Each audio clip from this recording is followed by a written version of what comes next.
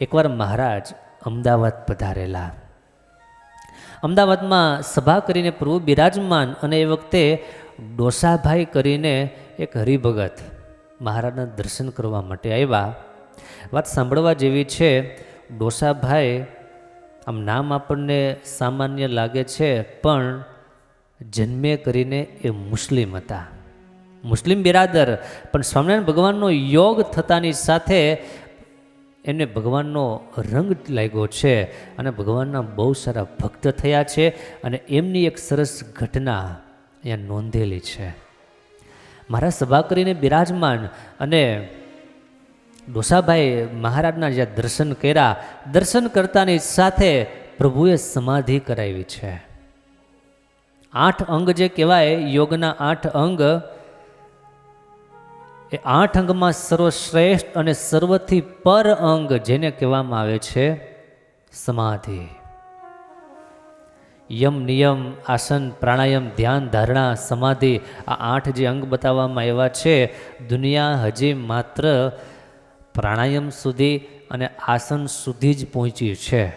એથી પર જે ધારણા, એના પર જે ધ્યાન, એના પર સમાધિ, એવા તો બહુ ઊંચી છે. પણ જ્યારે ભગવાન આ લોકમાં પધારે ત્યારે અશક્યને પણ શક્ય કરે છે. ડોસાભાઈને મહારાજે સમાધિ કરાવી. સમાધિમાં અક્ષરધામમાં ગયા અને 2 કલાક કેડે મહારાજે જગાડ્યા અને કહ્યું, તમને જાઓ ડોસાભાઈ, આજથી કોઈ આવરણ જ નહીં નડે. આ ભગવાન સ્વામિનારાયણનું બિરુદ ડોસાભાઈને. આપણને બધાને આવરણ નડે છે. આવરણ એટલે શું? આ ચારેય બાજુ જે આપણને દેખાય તે. હોલની બહાર તમારે જવું હોય, તમારે દરવાજાથી બહાર જવું પડે. દિવાલની હોહરવા નીકળી શકીએ? ન નીકળીએ. શું કામ? એ આવરણ આપણને નડે છે. ત્યારે મહારાજે એમને નિરાવરણ કરી મૂક્યા. નિરાવરણ સ્થિતિ, નિરાવરણ દ્રષ્ટિ અને નિરાવરણ સ્થિતિ, આ 2 એક અલૌકિક શક્તિ છે. નિરાવરણ દ્રષ્ટિ એટલે અહીંયા બેઠા થકા બ્રહ્માંડના ખૂણે શું થાય છે, અહીંયા બેઠા આપણને ખબર પડે. એને કહેવાય નિરાવરણ દ્રષ્ટિ. આજે અમેરિકામાં, લંડનમાં, કેનેડામાં કંઈક ઘટના ઘટતી હોય અને અહીંયા આપણે જોઈ શકીએ છીએ, અહીંયા બેઠા જોઈ શકીએ છીએ, પણ એમાં આપણો કોઈ કમાલ નથી. એ કમાલ શેનો છે? સાયન્સનો, વિજ્ઞાનનો, ઉપકરણનો કમાલ છે. એ ઉપકરણ અને વિજ્ઞાન પણ એનો પણ પૂરેપૂરો કમાલ નથી. એ પણ પ્રકૃતિના જે 5 તત્વો છે, પૃથ્વી, જળ, તેજ, વાયુ, આકાશ, આ 5 એલિમેન્ટ્સ, એનો કમાલ છે.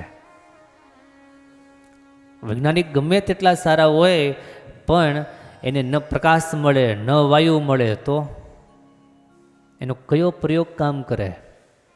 એનું કયું મશીન કે કયું યંત્ર કામ કરે? એટલે ઓલ ઓવર જોઈએ તો ઓન એન્ડ ધ ઓફ છેલ્લી વાત એટલી છે કે પરમાત્માની આપેલી શક્તિ દ્વારા નિરાવરણ દ્રષ્ટિ પ્રાપ્ત થાય છે અને નિરાવરણ સ્થિતિ. નિરાવરણ સ્થિતિ એટલે આને આ શરીરે કરી પંચભૂતનું આપણું જે દેહ છે, આ કાયા છે, દિવાલને હોહરવી નીકળી જાય, પાર નીકળી જાય, આને કહેવાય નિરાવરણ સ્થિતિ. એને કોઈ બંધન ન આડા આવે, એને ન કોઈ દિવાલો રોકી શકે, ન કોઈ જેલ એને કેદ કરી શકે. એ ચાહે ત્યાં એવી રીતે નીકળે. આ બધી અત્યારે તો આપણો વિશ્વાસ રાખવાની વાત છે, કારણ કે એ જાણવું, એનો અનુભવ કરવો આપણા માટે અશક્ય તો નહીં, પણ અઘરું બહુ છે. ત્યારે મહારાજે એક જ વાક્યમાં વરદાનના રૂપમાં આપીને મહારાજ કે ડોસા જા, તને આજથી કોઈ આવરણ નહીં નડે, નિરાવરણ તને કરી મૂકીએ છીએ, મારું ભજન કરજે.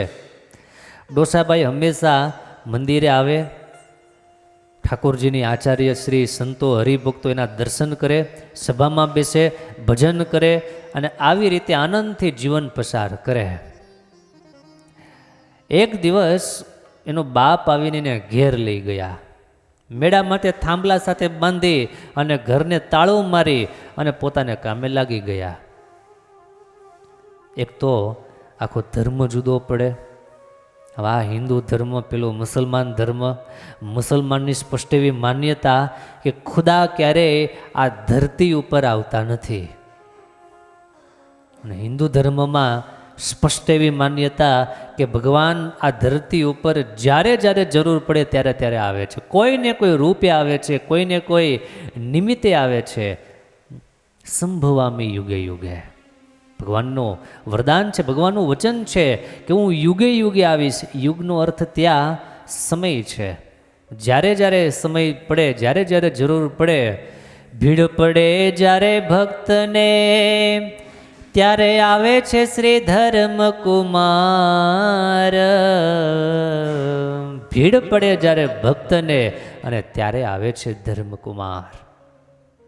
ભીડ પડે અને ભગવાન ભૂલે નહીં. નરસિંહ મહેતાના 52 કામ કરવા માટે ભગવાન આવ્યા કે નહીં? એ ભગવાનના 52 અવતારો ગણાય છે. તો ડોસાભાઈનો બાપ ઘણું હેરાન કરે, પરેશાન કરે, પીડા કરે. તે ઘટના એવી ઘટે છે કે ઘરમાં મેળા ઉપર થાંભલાની સાથે દોરડા એરે બાંધી અને તાળું મારીને પોતાના કામમાં ભાભો લાગ્યો.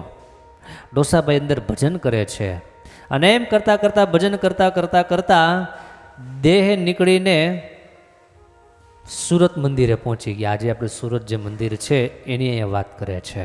સુરતમાં પહોંચ્યા, ઠાકોરજીના તથા સંતોના દર્શન કરીને સભામાં બેઠા. તે વાતની ઘણાએ દિવસે એના બાપને ખબર થઈ, કારણ કે આજના જેવો જમાનો હતો નહીં. તરત ટેલિફોન થઈ જાય, તરત એના મેસેજ ફેર થઈ જાય, વોટ્સએપમાં ફોટો જાહેર થવા માંડે. અને આમાંય પાછું સંજયભાઈ થાય એવું કે કોઈ વ્યક્તિ કંઈક આઘી પાછી થઈ હોય, ગુમ થઈ હોય, તો ફોટો મૂકેનો વાંધો નહીં, પણ એ ફોટો મૂક્યા પછી એની ભાળ મળી જાય, એ માણા ઘરે આવી જાય, પણ ફોટો ફરતો રહી જાય. પછી પાછું મૂકવું પડે કે ભાઈ હવે આ ફોટો કાઢી નાખજો, આ ફોટો કોઈ ધ્યાનમાં લેતા નહીં, ભાઈ ઘરે આવી ગયા છે. આવું થાય. આ વાત ગજબની છે. સુરતમાં ડોસાભાઈ આવીને રહેલા અને એના બાપા લેવા માટે પાછા આવ્યા છે. સુરત જઈને અમદાવાદ તેડી લાવ્યા, અને ડોસાભાઈને ઘેર રહીને ડોસાભાઈ હંમેશા મંદિરે આવે. એમ કરતાં એક દિવસ સભામાં આવીને બોલ્યા કે વડતાલ, ધોલેરા, ગઢડા, જુનાગઢ, ભુજ, મૂળી, ધોળકા, જેતલપુર એ બધાય મંદિરના ઠાકોરજીના દર્શન કરીને આવ્યો છું. આને કોઈ વિઝા લેવાના નહીં, આને કોઈ પેટ્રોલ પુરાવવાનું નહીં, આને સંકલ્પ માત્ર કરવાનો, સંકલ્પ માત્ર કરીને યાત્રા.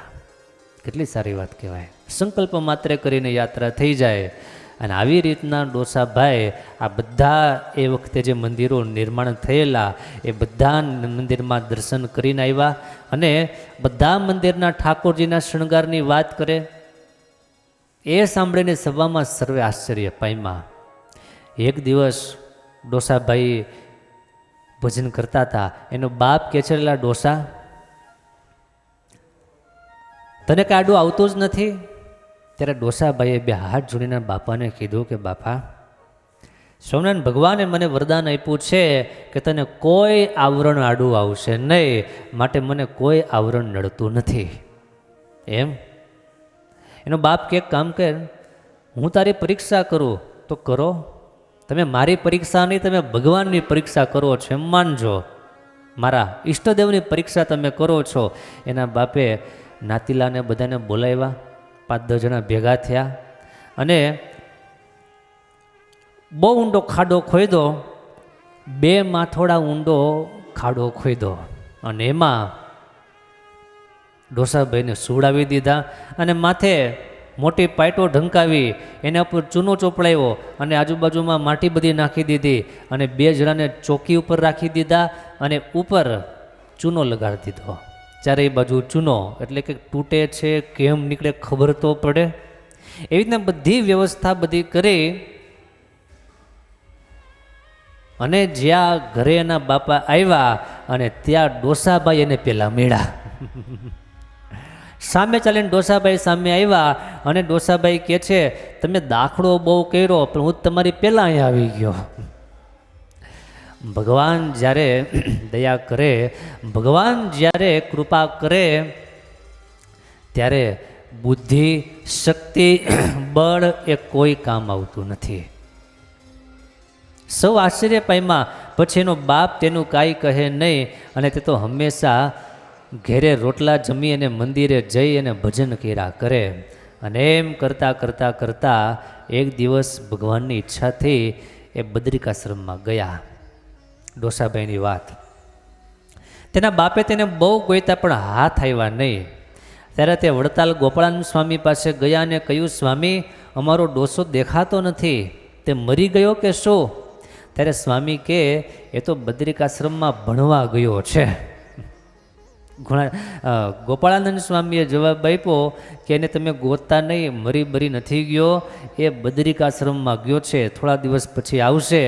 આવી રીતે ભગવાનના ભજનના પ્રતાપે અને ધર્મના પાલને કરી અને સ્થિતિ પ્રાપ્ત થઈ, ભગવાનનો રાજીપો પ્રાપ્ત થયો. આવી સત્સંગની સિદ્ધિ છે. સત્સંગ કરવામાં આટલો મોટો લાભ છે. માટે ભગવાનના ભક્તો ધર્મમાં ખબરદાર થઈ અને ભગવાનના ભજનમાં, ભગવાનની ભક્તિમાં દિન પ્રતિદિન વિશેષને વિશેષ ભાવ પ્રગટ કરતા જઈએ તો એમાં સુખ સુખ સુખ, લાભ લાભ અને માત્ર લાભ જ છે. બસ તૈયારી આપણે જોઈએ.